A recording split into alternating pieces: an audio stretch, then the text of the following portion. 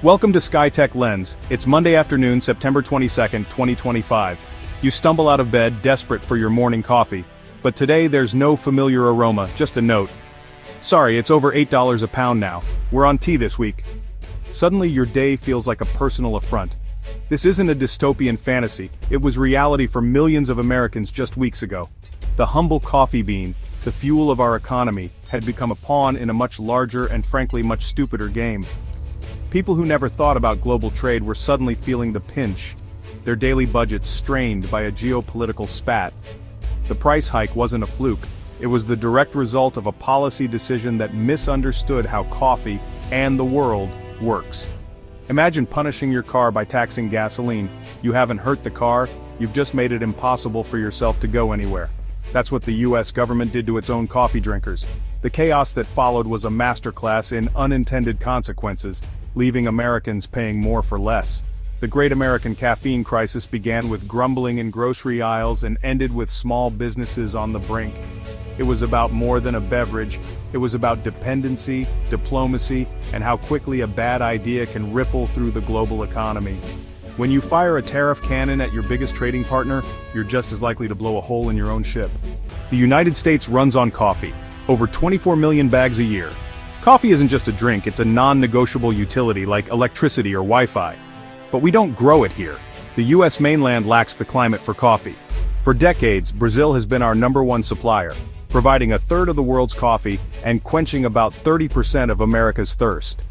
Brazilian Arabica beans are the backbone of American coffee culture, found in every supermarket and cafe. This trade was stable and mutually beneficial. Brazil had a massive customer and the US had a steady, affordable supply. America is a coffee addict and Brazil is its main supplier. There's no backup pub big enough for our order. So when the US picked a fight with Brazil, it was like arguing with your only bartender. Utterly baffling and predictably disastrous. This simple reality of supply and demand set the stage for the chaos of August 2025. The events that followed would upend the global coffee market and hit American consumers where it hurt most. On August 6, 2025, the Trump administration imposed a 50% tariff on all Brazilian coffee imports. The reason? Protect US interests. A phrase so vague it means nothing. Who did this protect? Not American coffee drinkers and certainly not American coffee growers who barely exist. The impact was immediate and brutal. Around 50 shiploads of Brazilian coffee were turned away from US ports. Imports plummeted, down 18% in the first week, 46% by the end of August.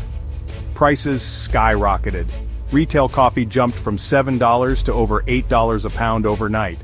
For households, that meant an extra $50, $100 a year, just to keep their morning habit. Independent cafes faced wholesale cost spikes of 30–40%, threatening their survival. The administration called it tough negotiation. But when you're the desperate buyer, you don't hold the cards.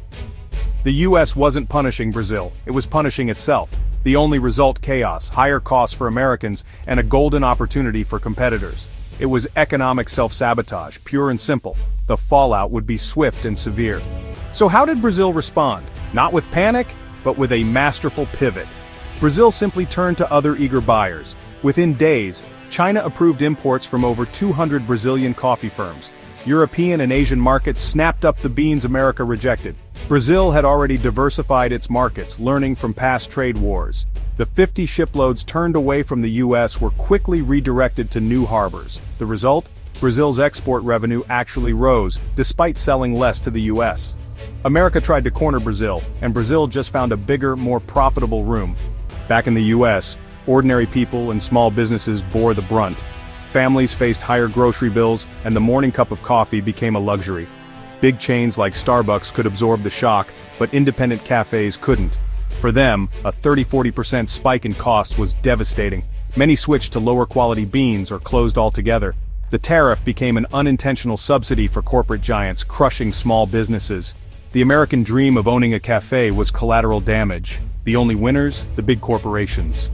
While the US fumbled, Canada did something radical: nothing. No tariffs, no drama, just open doors for business. As the US turned away Brazilian coffee, Canada welcomed it, strengthening ties with suppliers. Tim Hortons kept prices stable, and Canadian roasters thrived. Savvy Canadian companies even sold Brazilian coffee online to frustrated Americans, profiting from US policy blunders. The tariff didn't keep Brazilian coffee out of North America, it just rerouted profits to Canada. America's loss was Canada's gain. Sometimes doing nothing is the smartest move. Canada's polite pragmatism paid off handsomely. The US-Brazil coffee spat sent shockwaves through global markets. Coffee futures surged, Arabica prices up 28% by the end of August. The market was already tight. Brazil's crop was down due to drought and inventories were low. The tariff poured fuel on the fire, creating explosive price increases worldwide. Every coffee importing nation paid more, from Italy to South Korea.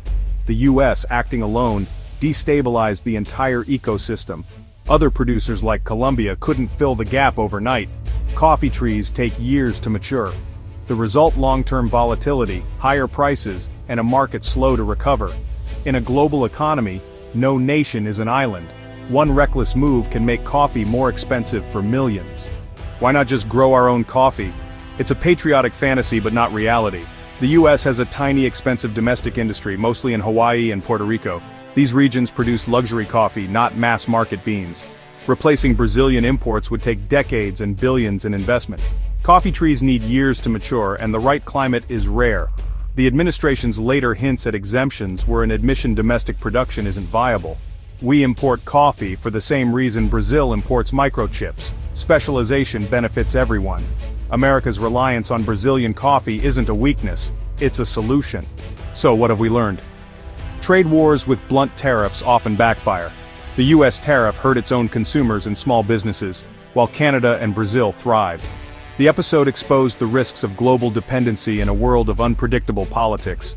Brazil's diversification paid off. The US's short-sighted move only strengthened its rivals. By pushing Brazil closer to China, the US weakened its own influence. The coffee crisis is a cautionary tale about the interconnectedness of our world. You can't wall off a piece of the global economy without consequences. The coffee in your cup is the end of a long, complex journey. Ignore that reality, and you're left with higher prices, lost jobs, and diminished influence. Let's hope our leaders remember that before starting the next storm in a coffee cup. Thanks for watching. Subscribe to the channel now for more updates.